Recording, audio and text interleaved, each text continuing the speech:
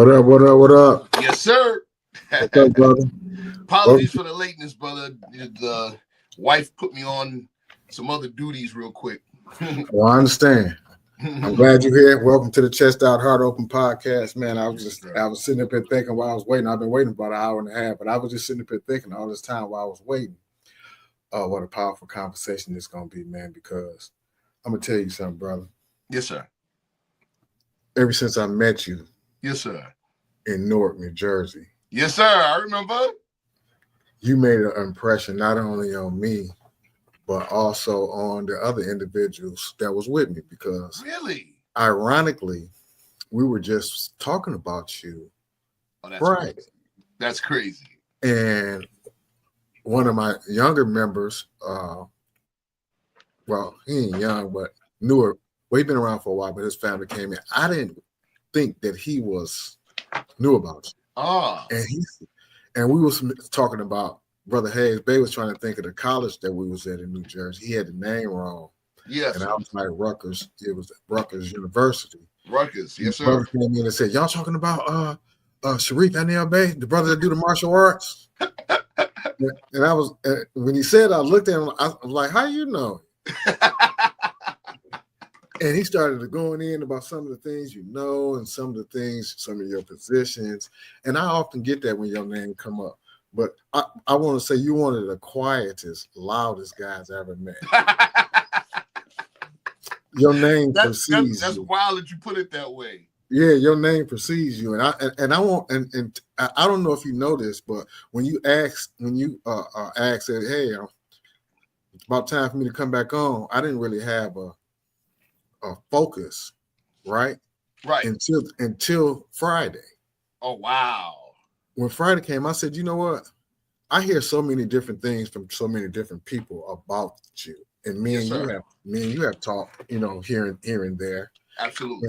And you kind of intriguing to me, right? Yes, sir. And there's some positions that you take, when it comes to the more science type of America and its teachings. Yes, that sir. Some individuals oppose you on. Absolutely. There's some life choices that you done made along your journey that individuals try to throw up in your face and try to use against you and all that type of stuff. But I'm sitting up there saying this man is right now is the National Press Secretary of the Moore Science of America Incorporated. Yes, so sir. That's when I came up with the thought. I want to get to know, and I want you to introduce yourself. Yes, sir. To the world. And we're going, brother. This when you when you told me, what the topic was about, mm-hmm. I was like, he doesn't even realize. Maybe he does. I said, I don't know if this brother realizes how much he's helping me with this topic. Yeah, yeah. That's what I'm. In all actuality, brother, I wasn't for sure, but I have seen you on other people's podcasts before. And individuals that invite you to their podcast, they highly respect you as I do. Yes, sir. But they don't never ask you who you are. Right. They want information from you, but they don't never ask you who you are. Right. You know what I mean? And we always, us, when I say we, I mean guys like me and you and other wars and people who like to help people. We always extend ourselves. We go do the research. Yes. We go do all the research for other people to sit around for us to give them the answers, right? And in the process of doing the research, we exert energy. We're exerting a lot of things. That's a fact, brother. But nobody never checks on that. So I want you to introduce yourself. And what I mean by that is, who is Brother Sharif Anael-Bey in his own words? How did your upbringing and environment shape the man that you are today? That's, man. Besides helping me in the sense in the public's eye, bro, that's a story I need to tell. Yeah. That's a story I need They will to tell, understand bro. you better, bro. Yeah. And for members of the organization, you know what I'm saying? Exactly. Yeah. Who I'm talking about. Yes, sir. That's what I'm talking about more. Yes, sir. Yes, sir. Yes, sir. For members of the organization, they need to, it'll be useful. You know what I'm saying? It'll definitely be useful. So that was the Grand Governor texting me. Yes, we sir. always got something on the floor. Y'all got your hands full. The Midwest period. Yeah. Sheesh. So we waiting, brother. The world is waiting. Tell us about yourself. Tell us. Let's do it. Okay. Like we recording, we live, we doing whatever they want to call it. And here's what I was thinking about when me and you talked before. You told me that you had your humble beginnings on the West Coast. Yes, sir. I'm technically I'm a New Yorker, but I was born on the West Coast, born in Long Beach, California. Interesting. I got a younger brother who's about a year and a half younger than me, and not long after he was born, my parents separated, and so, my mom, single mom, and trying to do something with herself, struggling. She used to, before we went to the daycare and she was off to school, every morning she would sit me on her lap and read the newspaper. She'd read it out loud. By the age of 4, brother, one morning she did that and I read the paper to her. She fainted. She didn't even realize she was teaching me how to read the whole time. Yeah. Crazy. I have a similar story like that too, but look in the same area, Long Beach. Wow. Get out of here. Yeah, my first schools I ever went to when I went to 5 years old, we moved to Long Beach, California. Oh, that's crazy, bro. I would have never, that's crazy. And my mother did the exact similar thing that you're talking about, because I came home from school one day and I was really upset because, back then they used to have all of us sit in a circle and everybody take turns to read. And I stumbled a lot and I was teased, and I came home and she said, "What?" And she sat me down just like you said, and she pulled out a newspaper. That's crazy. Started teaching me how to pronunciate, and I've been a reading maniac ever since. Yo, I knew I felt that vibration from you for some reason. That's crazy, bro. Yeah. That set me her doing that, and then a few years later, my father. So we went to live with my father at age 4, right? And at age 4, he took me to a martial arts demonstration. Brother, we went crazy. You know what I'm saying? Like it was just like, you know how it is when, in the movie Troy, right? At one point, the priestess lady asks, she's a prisoner, she asks, what's his name? Brad Pitt. She asked Brad Pitt, who's playing Achilles. How did you become, or why did you want to become this great warrior? He said, what? He said, I was born and that's what I am. You know what I'm saying? Right. And that's kind of how, I saw it. It's like martial arts chose me. Right. It was like the decision was made. As soon as I saw it, it was just like, that's it. Boom. And so my father bought me lessons for my 5th birthday.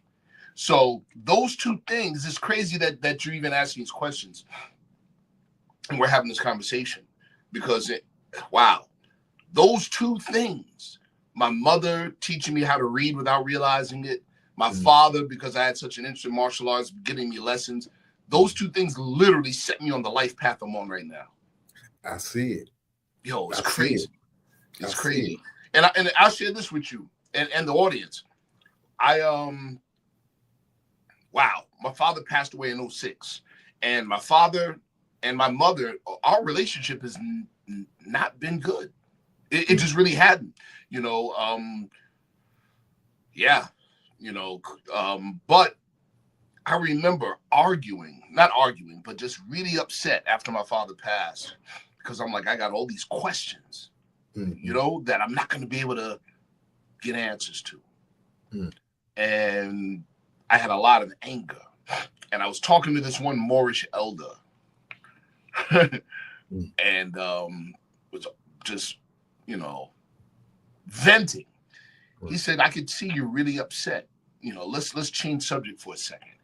He said, so, how do you start talking about martial arts? He goes, what do you do for a living? I said, I teach martial arts. He goes, oh, how long have you been doing? I said, my whole life. He said, wow. He goes, so how did you find martial arts? I'm like, well, it found me. And then I told him the story I just shared with you. Right. He said, so wow, so your father got you lessons in that? I said, yeah. He goes, that kind of put you on your life path. I go, yeah. He goes, it's very possible that his sole purpose on the planet, on this manifest, was to do just that. Yeah. And you know what he said after that? He said, I can't think of one bad thing to say about your father. Shut me the hell up. Shut me up. He did his job. Right. His assignment was complete. Yes, sir. And that's deep more because, again, I was thinking about when you came on, I was just thinking about the esteem that I have for you, right? And I said, when I introduced you, brother, I'm going to do one of them Club Shay Shay introductions. And what we're talking about was going to be a part of the introduction. It was going to be about your wit, your intellect, all of the knowledge you attain, and how you apply it and use it in your martial arts, right? And when I asked you to tell us about your humble beginnings, you just told us where the seeds was planted for both. Yeah, bro. See, people see you where you went, but they don't see where you came from, and that's what I want people to see you. I want them to see where you came from, so they can be able to better understand where you went. You follow me? Deep, bro. It's crazy. It's and I think it's not just the fact that it's you asking these, it's not just the fact that these questions are being asked, and we're having this conversation. I gotta speak to the reciprocate of the respect. I have a huge amount of respect for you and for what I know of your journey. And, yeah. So, but it's crazy because, wow, when we moved to live with my father,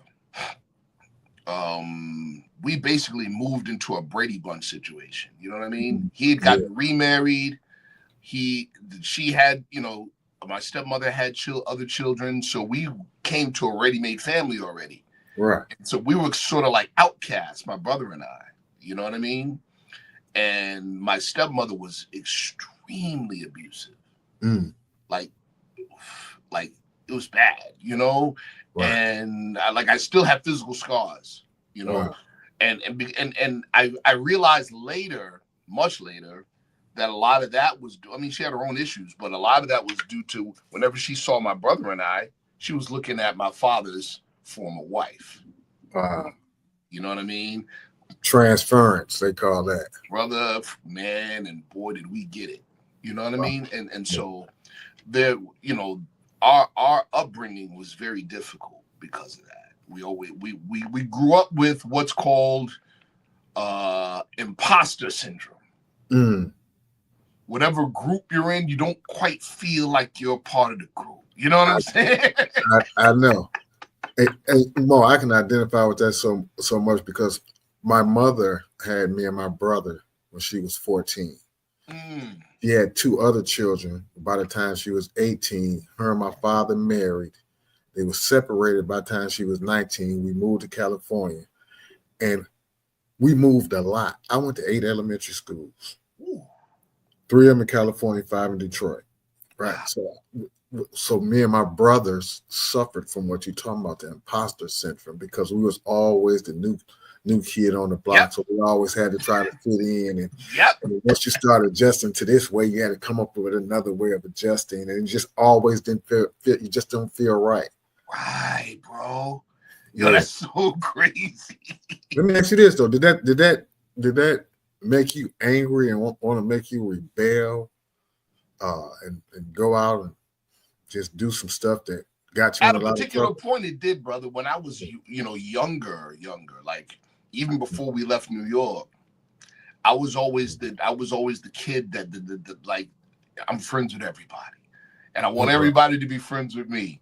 Right. And if you weren't, I was hurt. Like like you know what I'm saying? Yeah. And it wasn't that I was scared or fearful. It was I'm just everybody's friend, and you know that, and if you're not my friend, what I do? What did I always internalized it like it was something wrong with me.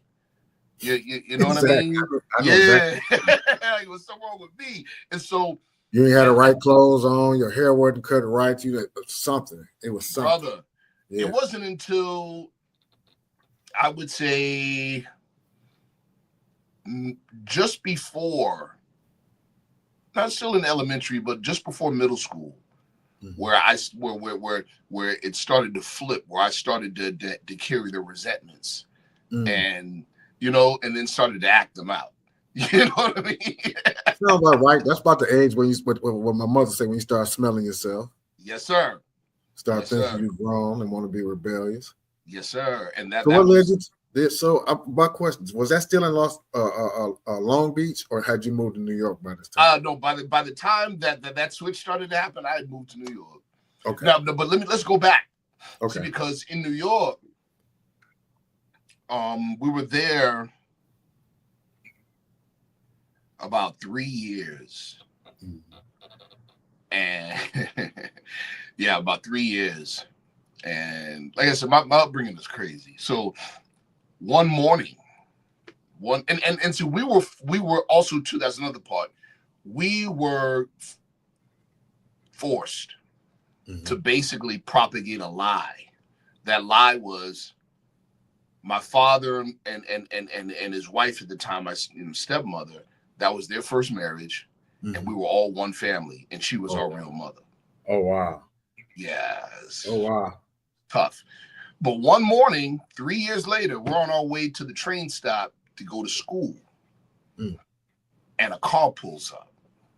And a woman with a headdress, hijab on, right, says, "Hey, you guys want to ride?"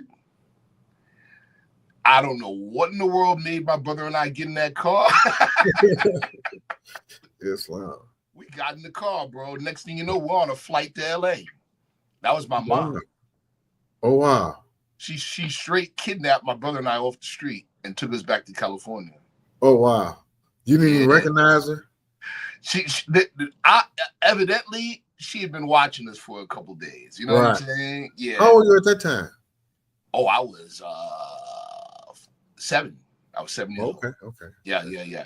So at that time, she had joined the Nation of Islam.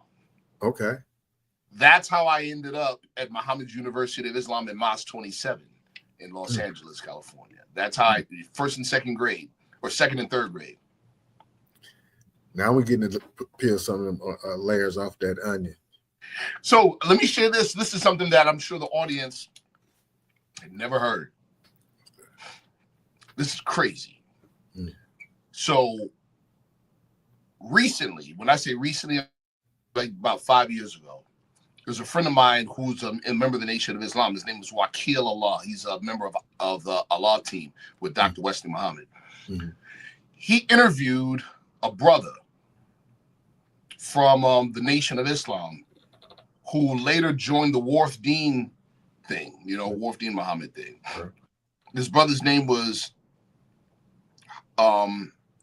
Hassan Abdul Kareem. Abdul Kareem, yeah. Okay. And I'm listening to the interview, right?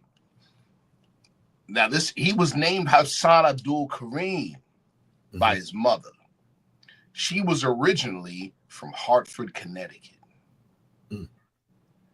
She named him after the famous military man Abdel Karim of the Rif Army of Morocco. She was a member of Temple 35 in Hartford, Connecticut. Mm-hmm. And in the interview, he's talking about how the Honorable Elijah Muhammad was actively recruiting members from the Moorish Science Temple of America, saying you should follow him because he's continuing the work of Prophet Noble Drew Ali. Right? That's the story. He ends up, yes, they end up moving to LA, and he ends up the captain and head minister of Mosque 27. So anyway, I'm listening to the interview, and I'm realizing that's Captain Hassan. He was the head of the temple when I was going to school there. Oh wow. Crazy. It's crazy. It is. He's still around. He's still on the manifest. That's crazy. He's been taking care of himself. Yeah. Now it's interesting because it answered another question for me. Mm-hmm. So every morning we would have prayer, and then we'd have drill, like FOI. We'd have drill, and then we'd go to class. Right. We used to hear the name Noble Drew Ali every morning. In the Nation of Islam? Yes. Okay. That was the first time I had heard the prophet's name. And because in the Nation, they say that the prophet was the forerunner. Right. See what I'm saying? Elijah Muhammad, yeah. But now that added more context. The fact that he originally and his family originally came out of the Moorish Science Temple of America. Yes, that added more context to the fact we used to hear the prophet's name.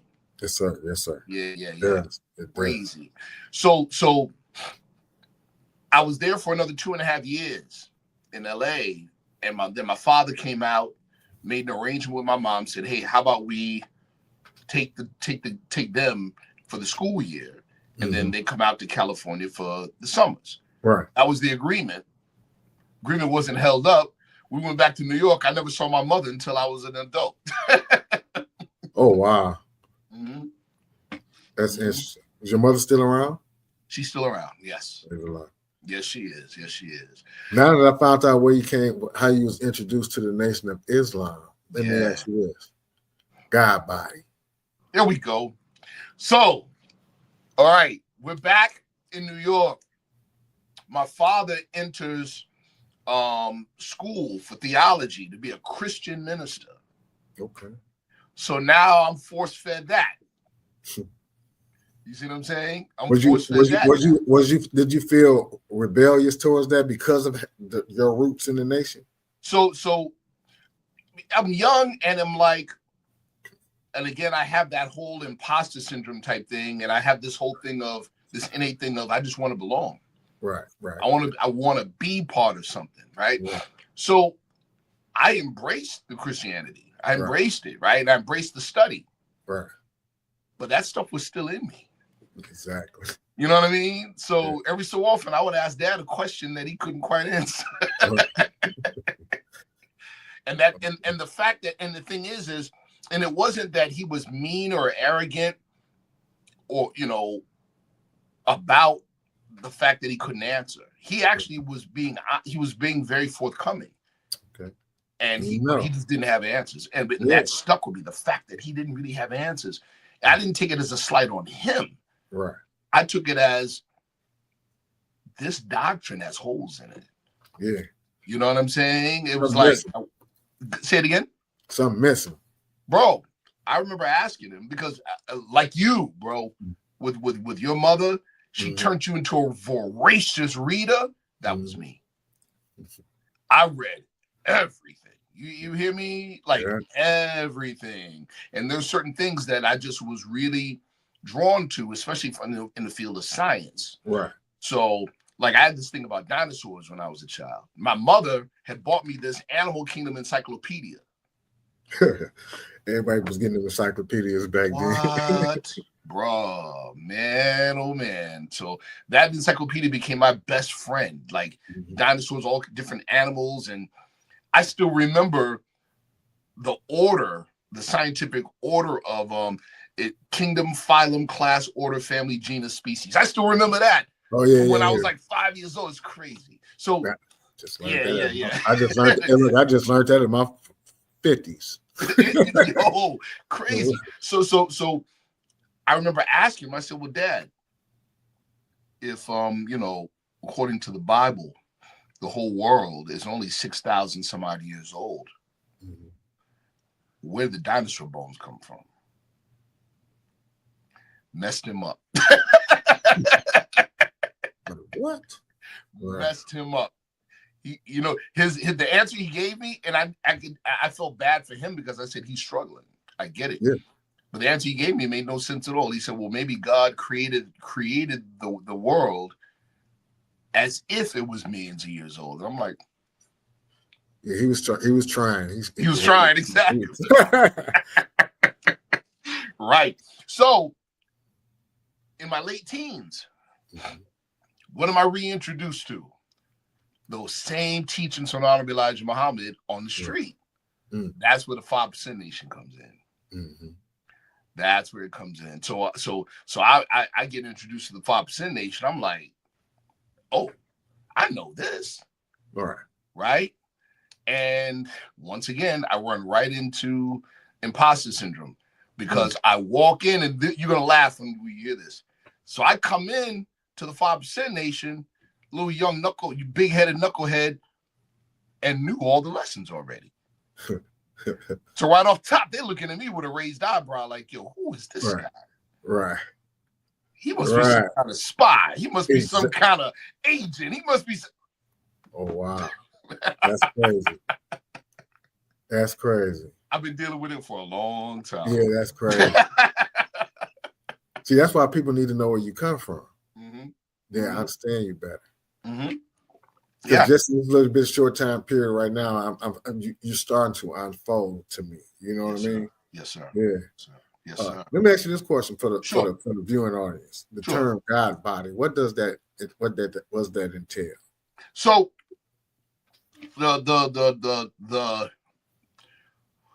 the body, in other words, like group association that we call the 5% Nation, or later called the Nation of Gods and Earths, of course, comes from the teachings of the Nation of Islam.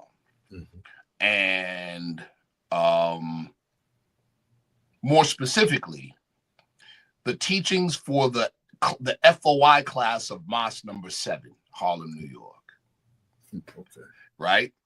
And so there's a heavy emphasis, the nation period, but more so with the 5% Nation. There's a heavy emphasis on the idea that God makes himself known in the world through human beings. Islam. So much so that they associate, and see, this is where we have a big difference. Nation of Islam more shines to America. So much so that to them, reality, the more corporeal, the more material, the more real. You see what I'm saying? Yeah. Hence the term God body. God body is like, to be more comprehensive in the definition, is, well, if man is God, that means, Brother Barnes-Bey is God. That means Brother Anael-Bey is God. But we're two separate expressions of the same God. Exactly. So God body. That's, you see what I'm saying? God, there you go. Got it. Yep. That's interesting. Yeah. Now let me ask you another question. Have you ever, well, at what point did you transition from the 5%ers to the more Temple of America's teachings? That's a long. Let me not say a long answer. It is. There's a number of working parts to that answer. So, I learned once again about the Moorish movement in general through brothers in the 5% Nation. Okay. And so at the time period in New York City, amongst our circle, the loudest voice representing anything Moorish was not the Moorish Science Temple of America. Oh, wow. That is the truth. It wasn't the Moorish Science Symbol of America. What it was variants of the teachings of Charles Moseley Bey, aka CM Bey, out of Cleveland, Ohio. Okay. That's what it was. So CM Bey started his own thing around 1947 in the Midwest, in Cleveland. Allegedly, he's from Chicago, but he started his whole thing, Clock of Destiny Order, in the Midwest. He was aiming not to build this huge movement necessarily. He was trying to create like a Moorish talented 10th. He was going specifically after initiated Freemasons and Eastern Stars. Specialty groups, so to speak. That's what he was going after. His literature was written for initiated Freemasons and Eastern Stars. Now, when we first got our hands on that literature, we didn't realize that. You see what I'm saying? We didn't realize that. So we were already starting out with a misunderstanding of a misunderstanding. You see what I'm saying? Yeah. And this so you was coming from the 5% to see, you went from 5% to CM Bey. You got it. Okay, gotcha. You got it. And so, you know, one of my good brother Nakeem Bey, who's the head of the Clock of Destiny Order now, you know, he was like, kind of like dangling it in front of us, like, yeah, this is the next thing, y'all, next thing. We was like, yeah. But by the summer of 1991, my close friend, Forrest Webb is his name. Forrest Webb. He's in Ohio now, but you know, we came up together on the East Coast. Right. Forrest Webb is a famous DJ, world famous DJ, old member of Rocksteady Crew, all of that, hip hop. Right. So Forrest has family in Akron, Ohio, and in Cleveland. And so Forrest hit me up that summer. That was the summer after my freshman year in college. And he was like, look, forget Nakeem. CM Bey has a student here who has a school in Cleveland, Ohio. Man, I was on the first thing smoking in Cleveland. Yeah. Yep. And so it was the late J. Johnson Bey. He was a student of CM Bey. He was one of CM Bey's expelled students. We can talk about that too. But anyway, he had a school called the Moorish American Institute. Now, mind you, we didn't really know anything about the temple. This is all we knew. Right.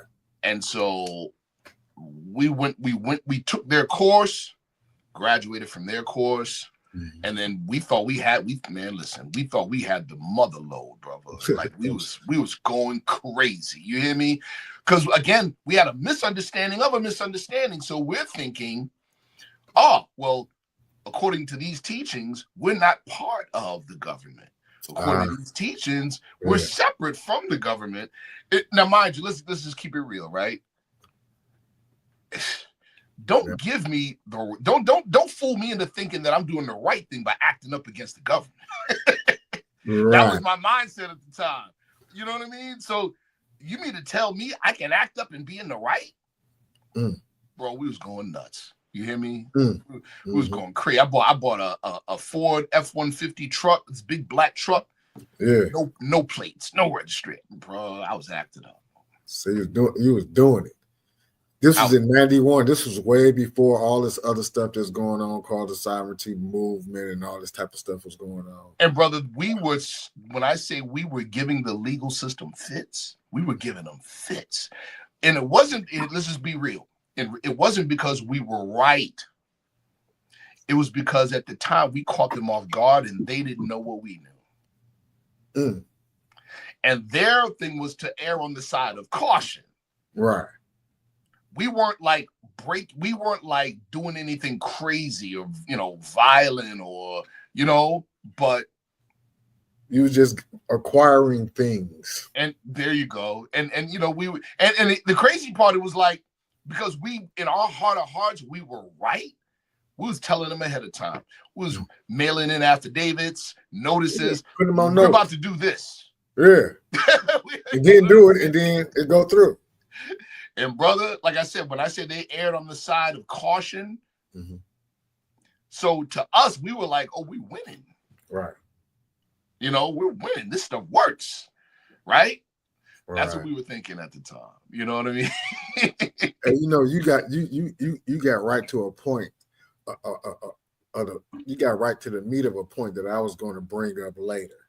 Yes. But since you started at this point, right? Since you're there, since this what this part of the journey come from. Yes. The reason why I was going to bring it up later is because, and you know this, a lot of individuals in our organization, in the Moorish Science Temple of America Incorporated, yes, propagate, teach, and believe that Prophet Noble Drew Ali established the Moorish Science Temple of America for us to one day be a separate and distinct nation of people, right, somewhat similar to the way the Native Americans are set up here, yes, because of Chapter 47. And Chapter 47 is, I have been told, reads like like a conveyance of a deed, like a conveyance of a deed. You know, all this stuff, and me myself, I can see some traits of that, but to the level of that I hear individuals going, I don't see that, because I see Prophet Noble Drew Ali talk about making us better citizens. We have a nationality and identification card that says I am a citizen of the USA, but at the same time, he said he declared that we are a nation. Come on, brother. And we also collect finances that go towards the nation. And if we collecting finance that go towards the nation, we have a leader, grand sheet, similar to presidential status. We have a governing structure. It's governing structure. That's we what we do, have, brother. structure. Yes, sir. And a lot of individuals think that you teach against that, but what you just shared shows why that you are exercising caution and expressing to everyone else to exercise caution, because just because you put some paperwork in and it appeared to have you have won, you actually was given a pass. Brother, this is what we learned the hard way. Mm-hmm. And it wasn't that hard because I ain't got no bullet holes, and I ain't get disappeared. Right. And I really mean that. I'm like, I would share a couple stories to that effect. Right. But we learned the hard way. We were. That's another reason, man. You know, a man plans and Allah plans, and Allah is the best of planners. Yes, sir. Because the direction. Listen, I didn't consciously have a hand in the direction I went. Right. Right. And we, you know, the hard lesson we learned, we thought we were doing the right thing. Mm-hmm. And then, bro, they let us know. When I say they let us know, brother. The European let us know. The European was like, I can recount conversations. One in the judge's chambers. Mm-hmm. And the judge was looking at me and he said, "Let me tell you something, sir. You know just enough to get you killed." Mm. That's exactly what he said. Mm. He said, with all this law that you think you know, didn't you learn that possession is 9/10 of the law? He said, now you look out there in that courtroom. I got an army. What you got? Wow. Yo, yeah. Listen, I'm telling you. Yeah. I can tell you. Basically, they were like, oh, you think you know something, huh? You think you want to mess with our system or mess with this system? Mm-hmm. Right? Let me tell you what this other federal judge said. No lie. And I got brothers that are witnesses to this. And then this was years later when we stopped doing that crazy stuff. Right. This judge said to us, and this was when we were actively working in the community to better the community. Mm-hmm. And Syracuse, New York is a test market for a number of things, including juvenile justice and justice issues. So here in Syracuse, listen close, the very first time a RICO case was successfully tried when they did not have to prove a tiered, structured criminal organization. Mm. Happened here first. They took down a whole neighborhood. Wow. And I remember in a meeting with one of the federal judges involved, and this is what he said. We were like, look, y'all know darn well that was not a criminal organization. That was just a neighborhood. Mm-hmm. You all redefined the word organized to get this done, get this over. You know what he did? This judge leaned back and put his hands behind his head. He said, gentlemen, When they order cantaloupes, we deliver cantaloupes. Mm. And then he said this. He was being very tongue-in-cheek when he said it, because he knew who he was talking to. He said, listen, let me ask you all something. Y'all heard of these guys called the Moors? That's what he asked you? Yeah. And we just started laughing. We said, yeah, we heard a little something about these guys. Why you ask? He said, let me share something with you. This is what he said. Let me share something with you. In some respects, they're right. They know a little bit about the law. Mm-hmm. He said, you know what the problem is? We were like, what? He said, we're not following the law. Mm. Yeah, I seen that. I seen the written ruling. They don't, and they're not hiding it. They had a written ruling saying whatever paperwork, documentation, no matter if it's right or wrong, we're not approving it. So just like you said, now what you gonna do about it? What you gonna do? See, but let me ask you this though. Yes, sir. So what would you say to the individuals that say you scared now? Oh, that's easy. That don't mean that the prophet didn't establish us as a nation because they scared you. Right. So here's the answer to that one, right? First and foremost, we always have to be honest enough with ourselves to admit this one thing. Everybody can't be right, but all of us can be wrong.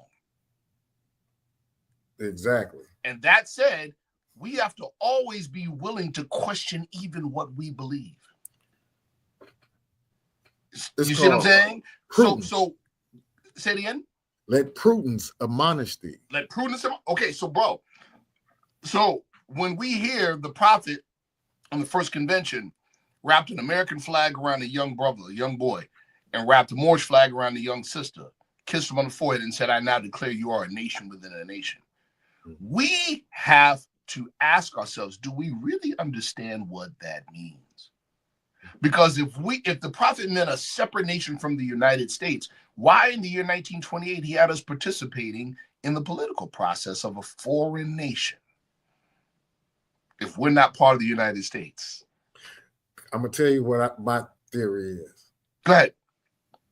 Because you hit right where I was, and where the opposition come in and the supporting information that comes in with the opposition from where I've been receiving it. Yes. And you hit 1928, Prophet Noble Drew Ali and Brother C. Kirkman Bey. Yes. Went to the 6th Pan American Conference. Yes. Pan American Conference was a focus of Antonio Bustamante's. There you go.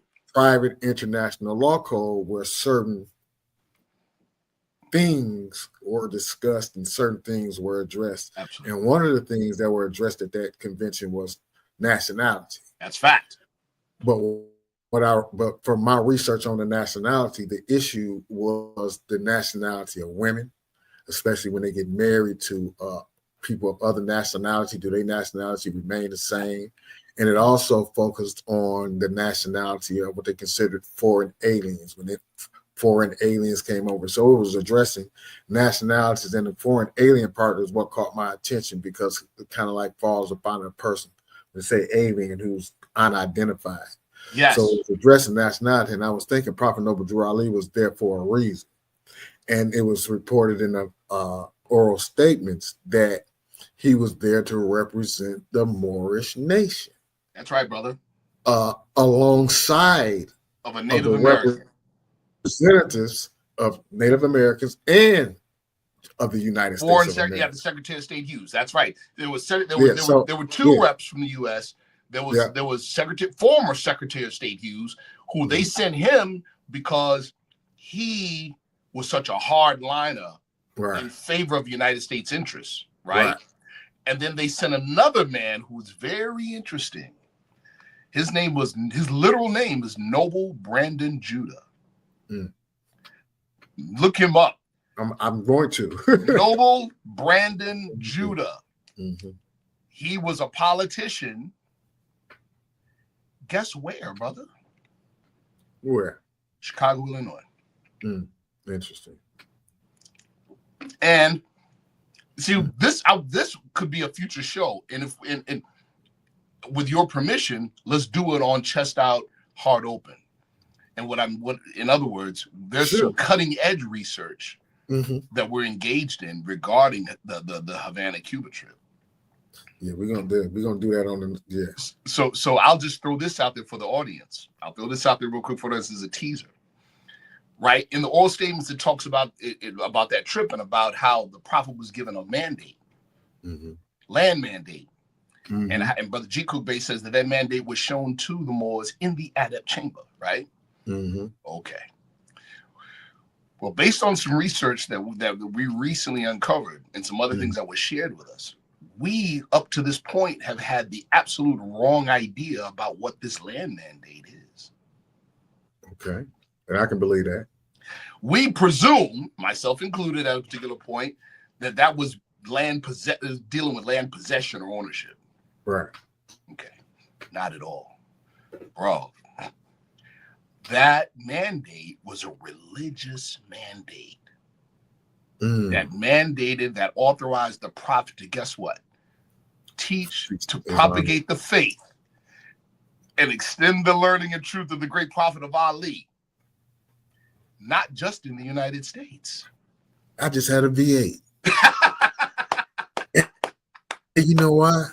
Because what my next point was going to be, when the prophet came back from that convention, he came back and some things changed. And that was one of them. We changed from a civic organization to a religious organization, brother. But also, our card changed. Yes. Our identification card changed. It became, instead of an identification card, it became a nationality and identification card. Brother. Yeah, it was a two-part thing. So we needed that nationality card. And this is the question that people were asking: why do we have to have a nationality and identification card as a member of a religious organization if the goal is not for us to one day to be seen and viewed as a nation of people? Because the law says we are a part and partial. And partial. Now, according to and partial, the term partial, part and partial, is defined in the United Nations Declaration of the Rights of Indigenous People as saying that I am a part of, and partial means I have the right to retain certain things just because I'm a part of. You know, so I don't have to non-forced assimilation, and I have a right to a nationality and other things of that nature. So Prophet Noble Drew Ali did establish us as being a part of the government, but also we are partiality. And individuals think that just due to that partiality means that one day we will supposed to be identified and recognized, because the recognition part in Act 6 to be recognized as a distinct nation of people. So that's what they coming at you with a lot, and I know they right. So now exactly. Now watch this. Right. Let's go back to core American values. You have some people in the Moorish movement. I won't say their names per se, but it's another group. They'll ask this question to people. They'll say, "What law makes you a citizen?" Right. And that question is based on, in my opinion, an erroneous stream of thought. That citizenship. When they ask that about the Moorish Citizenship of America, they say, or they just say, period. What law makes you a citizen? Right? They ask this to Asiatics in general. And okay. In my opinion, that's coming from a wrong direction of thought stream. It's coming from the direction that citizenship, hence nationality, is a legal issue, right? I don't agree with that at all, and I'm going to explain why. So when they asked me that question on a show years ago, they thought they had me trapped. They said, "Okay, well, what law makes you a citizen?" I said, "No law," and that messed them up. They're like, "What you talking about? No law makes you a citizen?" I said, "Well, answer this question for me. If there's a law that makes me a citizen, what law made the founding fathers a citizen?" Exactly. No law at all. It's a social contract The Constitution is a social contract. It's not a legal contract. Right. Yes. Now, once you pledge allegiance, now there are musts. Like we have musts in our divine constitution and bylaws. Get it? Yeah. Now we got agreement. Now you got legal. Now you got legality. Law comes from the social contract. You see what I'm saying? And so. Yeah. Go ahead. Go. No, because you're right. You're right, because that's you at the point exactly how you explaining that outside of the Moorish Science Symbol of America. That's how individuals use Act 6 of the Divine Constitution and Bylaws. Because that's why I asked you when you said that about who was asking what law. Because people say Act 6 is the law that makes us Moorish Americans. That's what people say, but they reading that law wrong. That law say with us all members must proclaim their nationality. So they're saying once you become, if you're a member of the Moorish Science Symbol of America, you must let your nationality be known. You must. And when they come up to the secretary's table, coming to the secretary's table is not an act of proclaiming your nationality, it's joining the Moorish Science Symbol of America. So that's how can you proclaim something you don't yet know? Yeah. You know, but as a member, from this day forward, your duty, Sunday school, is to get acclimated into your mores of the Moorish Americans. Got it. Learn your rights and things of that nature. But individuals are proponents that we are set up to one day reclaim the present Moroccan Empire, and they use every word the prophet spoke is spirit. So when he said present, that means it's right now. Right now, brother. Okay, so it's so deep. Remind me of that, because I want to get back to that. I want to touch on that, because that's a powerful topic. Now, let's go back to, I want to finish answering the question about nationhood, right? So if being an American is to American citizen, that is, if the prerequisite or if the requisite is to adopt the idea that one nation can exist made up of members from many old world connections, many old world nations, right? Then that's a social agreement, right? Okay. And that means that every national group, you hear what I just said? Every national group in America is a nation within a nation.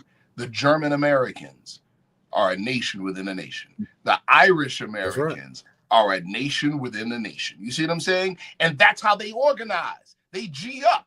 You see what I'm saying? You know what I mean? That's what they do. But there ain't no corporation. Say it again. There ain't no corporation. Right. It's in other words, nationality is the foundation of mankind. It's the foundation of humanity. Why? Because humanity is a social organism.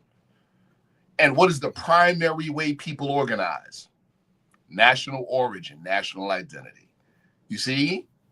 That is the primary way people organize. And so even nationality for us is a means to an end. It's not the end. It's a means to an end. What's the end? The uniting of Asia. But first and foremost, the uniting of the Asiatic nation within the states of North America. That's true. You see? And nationality is broad enough to where we can keep our tribalism. We don't have to lose our tribalism. We don't have to lose our various ethnic identities, and we still have cohesiveness. We still have unity. I don't got to give up tribalism. I don't got to give up ethnicity, and I can still be a part and partial, right? So nation within a nation is, right? And see, that's the thing. There's what the prophet said, and then there's what he did. And so if you look at both and say, okay, nation within a nation, that means we're separate. We just happen to inhabit the Americas, but we're separate. If that's true, then why did our prophet have us voting? You see what I'm saying? If that's true, then why did he say we are American citizens and not American inhabitants? But the Native Americans are set up in a separate yet distinct thing, and they still participate in some in a lot of American things. They have part and partial Yes. identification. So that's what so that's a part of it too. So right now, let's talk about that. Before you continue, let me say this. Sure. We're going to wrap up in 10 minutes because I got to get to Sunday school. Yes, sir. So if you don't mind, we can do a part 2 to this after we wrap up, if you don't mind, because this conversation, man, is much needed. And I think people are getting a better understanding of you, because I am. Yes, sir. And what I'm doing is I'm coming at you with all the opposing, because you told me to come up. I'm coming in with you, all the opposing questions and thoughts. I love it. So we can get your response, because we ain't even got to the 1928 Grand Body. I know, right? We ain't got the ties to we ain't even got up to how you became the National Press Secretary. All of that. So we're gonna wrap up about 10 minutes so I can make it to Sunday school. And I know you probably got to do the same thing. The same thing. I got to do the same thing. Yes, sir. So I want you to close with that thought right there, though. So we're gonna pick up from the Moorish. Is the Moorish Science Temple of America a nation? Yes. Or not? That's what we're gonna pick up. Let's end it with this, right? Mm-hmm. And shout out to Brother A. Hopkins-Bey, Assistant Grand Chief of Moorish Science Temple of America. So on one end, what are we? Religious corporation with cultural heritage and civic implications. Mm-hmm. Why do we have those implications? Because in our religious our faith tradition, heaven, earth, and hell are not above, around, below, but within. That's right. So we ain't trying to go for a pie after this in the sky after we die. We make heaven right here, right now. That's right. That's why we have cultural heritage and civic implications to our religious obligations. We getting the bag without violating our principles is part of our religious obligation. That's right. You see what I'm saying? And That's so right. In that respect, right? We're American citizens. And that's the other part too, right? The prophet set us up, right, to be the quintessential Americans. Mm. Why? Because when you're the quintessential American, despite going through what no other American citizen has ever gone through, you become the judge. Mm. You become the standard. You become the rejected stone that now becomes the headstone of the corner. And so this is my take. Mm-hmm. I'm of the firm belief. See, when we talk about nation, like, okay, we stand independent as a nation, right? I'm not saying that that's wrong. I'm saying that in my opinion and from my vision, it's going to happen in a totally different way. We've been taught to distance ourselves from the American government. That's like me trying to distance myself from my car. The car don't think for itself. Yeah, and the prophet don't teach that neither. Right. Exactly. So follow me. And I've said this before in the other previous presentations. How old is our flag? Over 10,000 years old, right? China has a 5,000-year history, continuous. They got pottery shards older than this nation. We just made 250 years this year. Mm. My point is this. Yeah. We haven't seen the true American yet. The cake ain't done yet. Nope. We're not empathy. All right, when we pick back up, we'll discuss when we're gonna pick back up. I'm gonna tell you if this viewing of this episode is received the way I think it's going to be received, I'm gonna have some more opposing. Yes, no. This is so good, brother. Yeah, because not only is it's good for me, this is great, but I think it's going to be healing for a lot of people. It is. Because you said something, and before I go, I want to say something. You said something that I've been telling people for years. Yes, sir. You said when I was introduced to the 5% Nation, yes, and I was studying with them, I heard Noble Drew Ali a lot. And then when someone came along with Noble Drew Ali, it wasn't wrapped in the Moorish Science Temple of America package. It was wrapped in C.M.Bey. All I heard was the voice of the prophet. I heard Noble Drew Ali. And I accepted Noble Drew Ali. And a lot of times, man, we find ourselves in these grand body beefs and all that type of stuff because of where we heard the voice of the prophet. Correct. I heard it in a different place than you heard it from. Don't mean that I'm wrong. And if we all can just identify by being one who heard that voice, would be a better place. But we need to know this about this nation thing, because I think this is one of the issues that got us more divided than anything else Yes, sir. is the direction that we're supposed to be going in, because a lot of people are torn between the religious and the civic side Yes. of America. Yo, we gotta Yeah. deep dive into that, brother. So that's the main issue, and that's the direction I'm trying to go in, and I know that and I know you that type of individual that'll take us there. So I look forward to delving into that. And we also don't forget we're gonna mention about that federal recognition and how important that is too. Huge. All right. Huge. We gotta talk about that, bro. Very huge. So I look forward to the next time, brother. Yes, sir. I'll be talking to you later on. We'll collaborate a time. For sure. For our next meeting. Peace and love. Peace and love. Peace and love. Thank everybody for tuning in to Chest Out, Heart Open. See y'all next week.